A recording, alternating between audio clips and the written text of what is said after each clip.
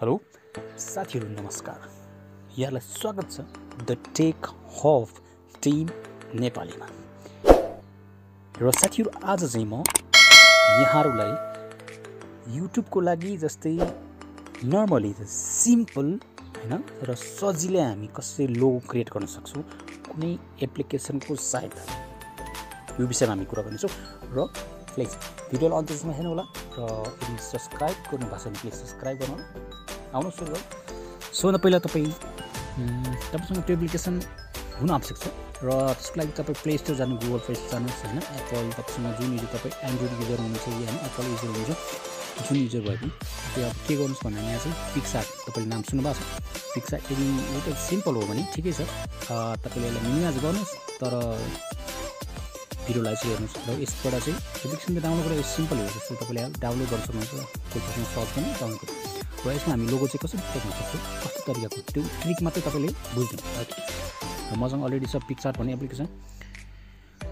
त्यसमा हामी जान्छौं, यहाँ देख्न सक्नुहुन्छ र तपाईले ओपन गरेपछि यदि तपाईसँग इन्टरनेट कनेक्सन छ भने यसले एडहरु चाहिँ शो गर्छ।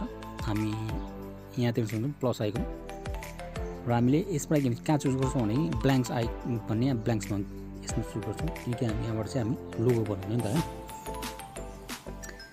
त्यसपछि हामीले के गर्नुपर्छ भने सबभन्दा हामी पहिला शेप लिन्छौं। जस्तै हाम्रो लोगोको लागि शेप आवश्यक छ।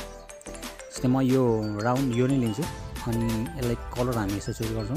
जस्तै म यसलाई रेड ठिक होला, अलिकति यसलाई साइज सानो गर्छौं भयो। त्यसपछि तपाई चाहे भने तपाईको अनुसारले तपाईँ कस्तो कलरको चाहनुहुन्छ त्यो अनुसारले म चाहिँ रेड राख्छु, तपाईँ चेन्ज गर्न सक्नुहुन्छ। र त्यसपछि म यसमा के गर्छु भने स्टिकरहरु पनि धेरै हुन्छ। तपाईँ स्टिकर राख्नुस्, स्टिकर राखेर तपाईँ चाहिँ त्यो अनुसार लोगो नि गर्न सक्नुहुन्छ। तर जेन्युइन त्यहाँबाट देखेको भन्दा आफूले क्रिएट गरेर चाहिँ एकदम जेन्युइन राम्रो हुन्छ। त्यही भएर म चाहिँ अब यहाँबाट स्टिकर राख्छु कि आफ्नो किबोर्डमा स्टिकर हुन्छ। जस्तै म यसलाई राखिसकेपछि अब यसलाई अलि सानो गर्नुपर्छ अनि ठ्याक्कै यहाँ राख्छु।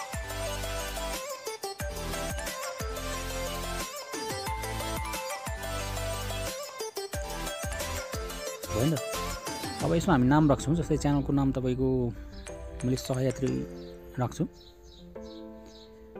तपाई जुनसुकै नामको तपाईको इंग्लिशबाट हैन जुनसुकै लेटरबाट तपाई गर्न सक्नुहुन्छ। Very good. र यसरी तपाई देख्न सक्नुहुन्छ सहयात्री भन्ने चाहिँ एकदम च्यानलको नाम हो, ब्रान्डको नाम, किनकि च्यानल हामी खोज्छौँ ब्रान्डको लागि। र त्यसपछि हामी के गर्छौँ भनेदेखि अब लाग्छ यो राउन्ड पहिलेको शेपमा चाहिँ अलि केही छ र हामीले यसलाई गार्डियन पनि गर्न सकिन्छ। जस्तै गाडी यो कलर छ, यसलाई यसरी घुमाएर तपाई कस्तो चाहिँ ठिक यस्तो ठिक छ यस्तो र यस्तो गर्दा अलिकति नराम्रो देखिन्छ। त्यो भन्दा कलरमा यति कलर ठिक छ किनकि ब्ल्याक एन्ड व्हाइट जस्तो हैन ब्रेक छ। हामी अब यसलाई सजिलै हामी के गर्छौँ यति नै हो लोगो, किनकि हाम्रो युट्युबको लागि चाहिँ लोगो क्रिएट भइसक्यो यति नै नर्मल सिम्पल। अब हामी यसलाई सेभ गर्छौँ। तपाईको तपाई अफलाइनमा पनि गर्न सक्नुहुन्छ। इन्टरनेट तपाईसँग छ भने चाहिँ यसले एडहरु शो गर्छ, त्यही हेर्न सक्नुहुन्छ। यसले देखाएन You want to install a security tool? यसले एड देखाउँछ। फेरि एड हेरिएसनमा चाहिँ त्यो अप्सन आउँछ, यहाँ इन्टर गर्नु अनि त्यहाँ थिच्नुस्, फेरि थिच्नुस्। अब यहाँ सेभको बटन आउँछ, सेभ गर्नुस् तपाईको अनि यो डिभाइस र यहाँ थिच्नुस्।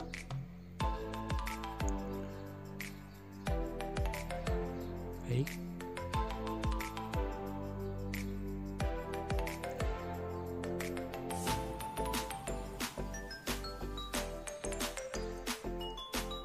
यसलाई यस्तो गर्नुपर्छ।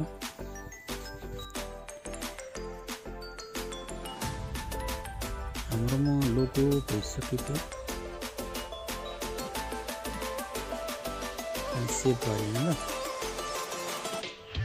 यहाँ हामी जान सक्छौँ। फेरि त्यो हामी जस्तै जुन क्रिएटिभ राख्यो त्यहाँसँग यो हो हामीले गरेको। हामी सेभ गर्न यहाँ डाउनलोड पनि अप्सन छ र सेभ जिपिजीमा हामी क्लिक गर्न सक्छौँ। यति सेभ यो ग्यालरी भनेको चाहिँ हाम्रो सेभ भइसकेको छ। दुईटा भइसक्यो पनि एउटा यहाँ देख्न सक्नुहुन्छ साथीहरु हाम्रो लोगो चाहिँ रेडी भइसक्यो। यो लोगोलाई चाहिँ हामी युट्युबको आफ्नो च्यानलको नाममा च्यानलको ब्रान्ड लोगो चाहिँ हामी राख्छौँ यसरी चाहिँ। हस् साथीहरू, यहाँलाई धेरै धेरै धन्यवाद। सब्सक्राइब गर्नु होला च्यानललाई। यस्तै भिडियोज टेक्निकल सम्बन्धी हामी भिडियोहरू चाहिँ ल्याउने गर्छौँ द टेक्निकल हब टिम नेपालीमा। हस् त, thank you so much, thank you.